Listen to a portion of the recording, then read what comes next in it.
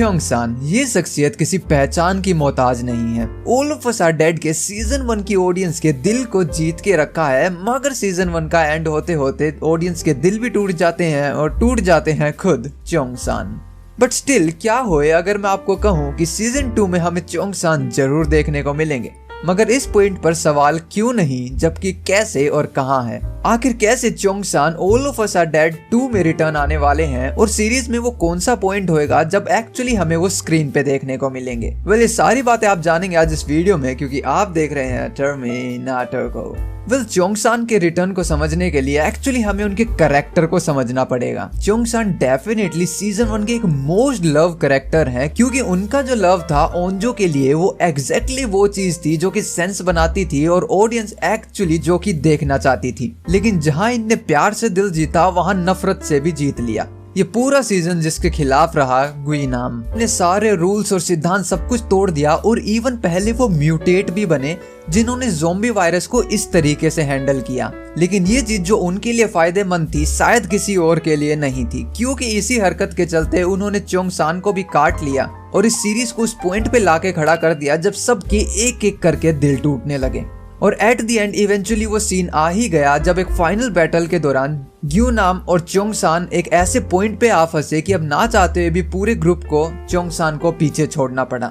Series का सबसे emotional और सैड सीन जब वो फाइनली एक अलविदा बोलते हैं एंजो को और उनको अपना चेस्ट पे से बैज निकाल के उनके हाथ में थमा देते हैं और ज़ोंबीज को डिस्ट्रैक्ट करते हुए निकल जाते हैं ग्यूनाम के साथ में एक फाइनल बैटल के लिए। और उसी फाइनल बैटल के चलते वो खुद को सैक्रिफाइस कर देते हैं, क्योंकि इस पॉइंट पे उन्हें मालूम था कि वो कुछ भी नहीं कर सकते और वो ज़ोंबी में बदल जाएंगे। और इसी सब के चलते जनरल ने वो ऑर्डर दे ही दिया कि इस पूरी बिल्डिंग के ऊपर वो बड़ा सा बॉम्ब गिरा दो और उसी बॉम्ब ब्लास्ट के अंदर च्योंग-सान और एज वेल एज गुइनाम दोनों ही मारे जाते हैं। देन उसके कुछ टाइम के बाद में धीरे धीरे क्वारंटीन खत्म होने लगता है, जिंदगी वापस अपनी दौड़ पे आने लगती है और लास्ट में हमें नामरा की सच्चाई के बारे में पता लगता है। लेकिन अभी पॉइंट नामरा को कवर करने का नहीं है। एक्चुअली वो जो बॉम्ब ब्लास्ट हुआ वही एक सीन था जब मैं कहता हूँ कि इतना बड़ा ट्विस्ट लाके दे दिया हमें सीजन 2 के लिए, जिसको हमें एक्चुअली देख के समझना होगा और परखना होगा, क्योंकि अगर आपकी आंखों के सामने परोस दिया जाता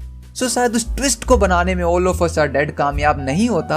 लेकिन जिस तरीके से इसको एंड किया गया, अब यहीं से शुरुआत होती है कि क्यों हमें सीजन 2 में च्योंग-सान देखने को मिलेंगे। क्योंकि इस पॉइंट पे हमारे पास ऐसे 3 बहुत बड़े मेन कैरेक्टर हैं जो कि चीख चीख के कह रहे हैं कि च्योंग-सान कभी मरे ही नहीं। तो इस सिनेरियो को समझने के लिए एक बार हम ज़ोंबीज को समझते हैं। ज़ोंबीज वो शख्सियत हैं जो किसी टाइम पे एक नॉर्मल इंसान होया करती, आपकी और मेरी तरह, लेकिन एक वायरस के चलते वो इंसान ज़ोंबीज में कन्वर्ट हो गए और उनका कन्वर्जन रेट कुछ ऐसा था कि वो ज़ोंबी वायरस उनको इफेक्ट किया और विद इन 1 मिनट वो टोटली कन्वर्ट हो जाते हैं। और ज़ोंबीज और इंसानों में फर्क यही है कि वो दोनों चल फिर तो रहे हैं, लेकिन ज़ोंबीज का दिमाग काम नहीं करता और इसलिए उनके पास एक चीज नहीं है जो इंसानों के पास है, वो है survival instincts. That's why zombies को मारना काफी आसान है इंसानों को मारने के मुकाबले। लेकिन वहीं पर एंट्री हो जाती है मिस्टर ली की, जिन्होंने ऐसा कुछ कर्म कांड कर दिया अपने बेटे को जस्ट बुलिस से बचाने के लिए कि ज़ोंबीज की कहानी को टोटली ही एक नेक्स्ट लेवल पे ले जाया गया। और वो नेक्स्ट लेवल कौन थे? और कोई नहीं,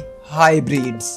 और वेल हाइब्रिड्स पे सीजन 2 रहने वाला है। लेकिन इस पॉइंट पे हाइब्रिड्स ने क्या किया, उन्होंने ज़ोंबीज को वो चीज दे दी जो कि इंसानों की ताकत थी, कॉन्शियसनेस, या मैं कहूँ सर्वाइवल इंस्टिंक्ट्स। वहीं जहां ज़ोंबीज इंसानों के मुकाबले मारने बहुत आसान थे, हाइब्रिड्स इंसानों के मुकाबले मारने डबल मुश्किल है।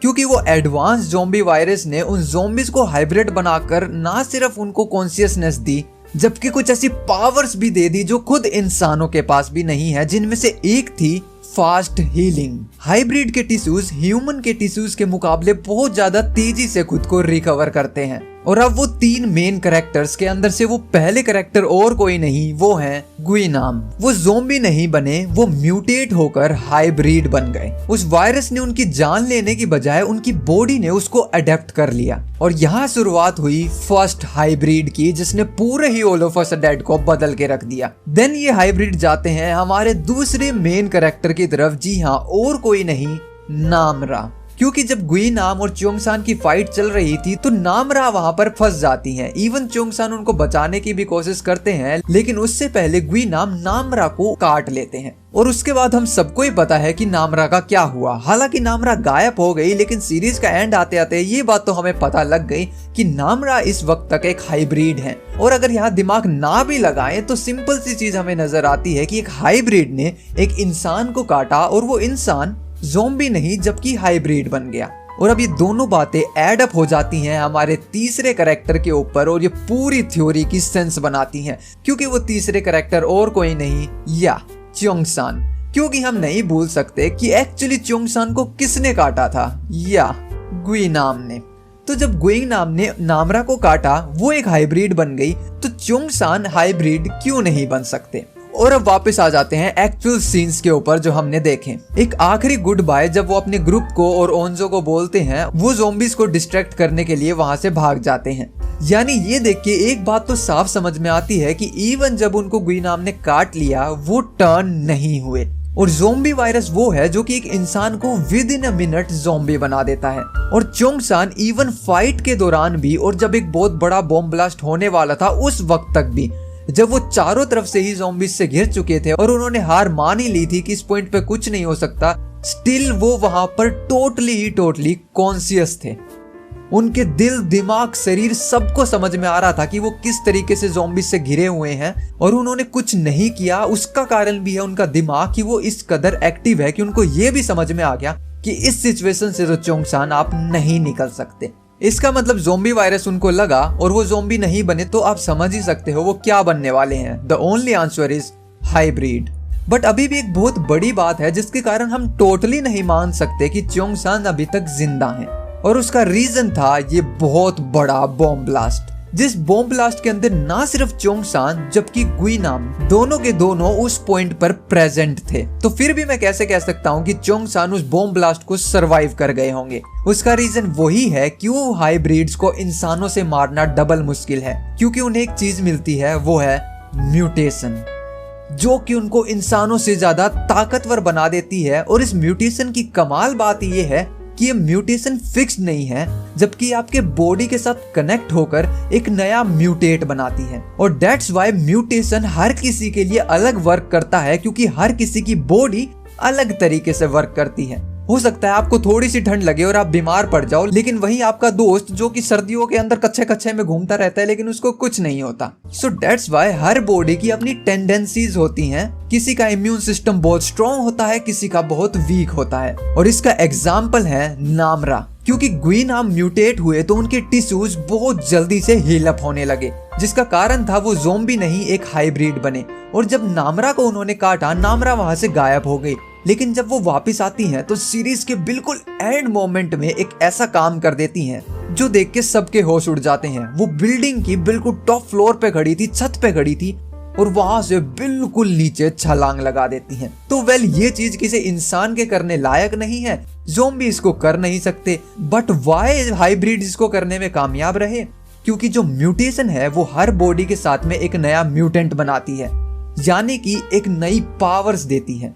और वो पावर्स हर किसी की अलग अलग होती हैं, जिनमें से नामरा की पावर थी उनकी स्ट्रेंथ। उनको मालूम था कि वो अगर इतनी ऊंचाई से कूद भी जाएंगी तो उनको कुछ नहीं होएगा, क्योंकि उनका शरीर बहुत ओवर स्ट्रेंथ के साथ में काम कर रहा है। अब ये म्यूटेंट्स कई टाइप के हो सकते हैं, जैसे कि नामरा का सुपर स्ट्रेंथ था, कोई नाइट विजन हो सकता है, कोई एक्सट्रीम रेजिस्टेंस हो सकता है, किसी की एनहांस्ड हियरिंग हो सकती है, तो किसी की एनहांस्ड स्मेल पावर हो सकती है। ये आपकी बॉडी पे डिपेंड करता है। और क्योंकि च्योंगसान एक टफ कैरेक्टर हैं जिन्होंने इतने बड़े बड़े फैसले लिए हैं, तो उनका दिमाग और उनका शरीर दोनों ही काफी स्ट्रॉन्ग है, जिस कारण से यहाँ पर एक चांस है कि जो वो म्यूटेट हुए होंगे उनकी म्यूटेशन पावर एक फायर रेजिस्टेंस रही होगी। हाँ, उस पॉइंट पे उनका शरीर जला जरूर होगा, लेकिन उनके टिश्यूज की रिकवरी इतनी ज्यादा तेज होगी कि फायर के कारण उनके दिमाग पे इससे पहले असर पड़ता, उनके टिश्यूज ने उनको इतनी जल्दी रिकवर किया कि उनकी जान कभी ब्लास्ट में गई ही नहीं। लेकिन वही एक बहुत बड़ा सीन हमें सीरीज में दिखाया गया कि जो च्योंगसान का नेम टैग था वो राख के बीच में गिरा हुआ है। वेल, इस पॉइंट पे ना हमें बहुत कमाल से और बहुत प्यारे तरीके से इस सीन को दिखाया गया, क्योंकि ये पूरा का पूरा सीन डिपेंड करता है आपके दिमाग के ऊपर। आपका दिमाग इसको किस तरीके से देखता है? मैं कहता हूँ कि जवाब हमारी आंखों के सामने ही थे, बस हम कभी चाहकर भी देख नहीं पाए। क्योंकि टर्मिनेटर पे ना आप इस सीन को 180 डिग्री पलट के देखने वाले हो। इस सीन को आपने और मैंने देखा और मेरे को बताओ आपके दिमाग में क्या आया? दिमाग में यही आया कि चोंग सान का बैज यहाँ राख में है, यानी कि वो अब मारे गए, राख बन चुका है सब कुछ और वो डेफिनेटली इस बिग ब्लास्ट को सरवाइव नहीं करे। और हमारी गलती नहीं है, जब हम पूरी सीरीज के अंदर इतना सैड मोमेंट को देख रहे हो तो हमारा दिमाग इसको यही समझेगा।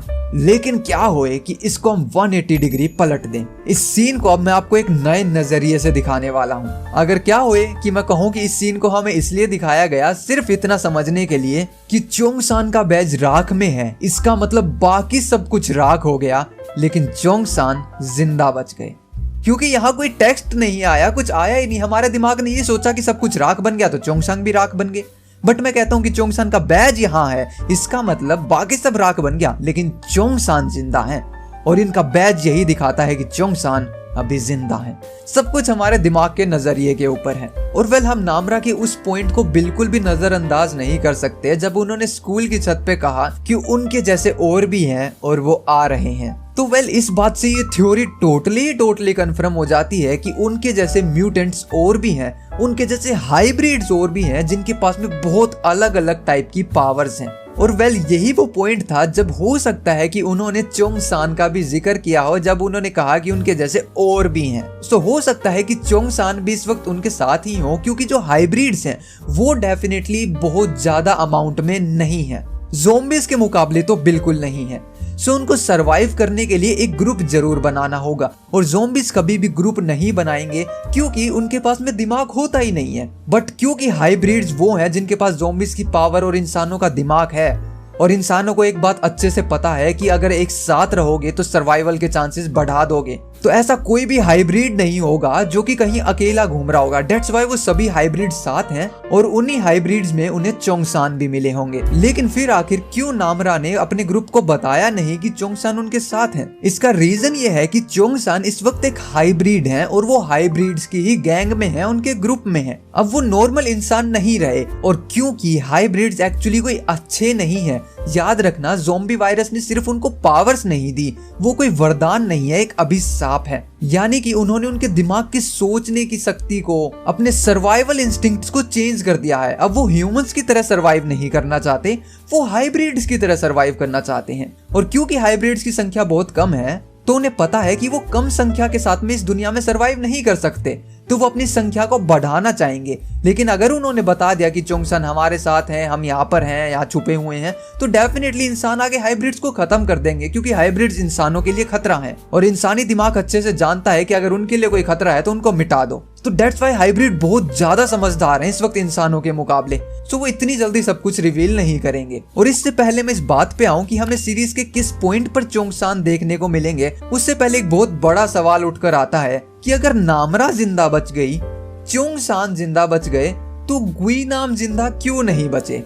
आखिरकार गुई नाम और चोंग सान दोनों एक ही तो ब्लास्ट में थे, तो वाई चोंग सान उस ब्लास्ट को सरवाइव कर गए बट गुई नाम नहीं करे? उसका रीजन ये था कि गुई नाम चोंग सान से बहुत पहले म्यूटेट हो चुके थे और उनकी जो म्यूटेंट पावर थी वो कोई और पावर थी। उस पावर में इतना दम नहीं था कि उनके टिश्यूज इतनी जल्दी से खुद को जोड़ सकें, और ना उनके पास फायर रेजिस्टेंस का म्यूटेंट था जो कि चोंग सान के पास में था। और वेल, इसका दूसरा रीजन भी है कि जो हम अपनी आंखों के सामने देख रहे हैं वो एक स्टोरी है, और स्टोरी सेंस ही तभी बनाएगी जिसके खिलाफ ये इतना बड़ा काम चल रहा था वो एट द एंड मारे जाएं। अगर वो भी नहीं मारे गए तो सीजन 1 की कोई सेंस ही नहीं बनेगी, चोंग सान का सेक्रीफाइस कोई सेंस ही नहीं बनाएगा। सो ना सिर्फ हमें टेक्निकली जबकि स्टोरी लाइन के ऊपर भी घूमते हुए जाना है, और बाकी खुद डायरेक्टर और एक्टर ने अपने इंटरव्यू में जिक्र किया है कि गुई नाम की स्टोरी अब खत्म होती है। सो अगर कहीं ना कहीं गुई नाम उस ब्लास्ट को सरवाइव कर भी जाएंगे तो उनकी स्टोरी सीजन 1 में ही खत्म हो चुकी है। दैट्स व्हाई वो हमें सीजन 2 में देखने को नहीं मिलेंगे।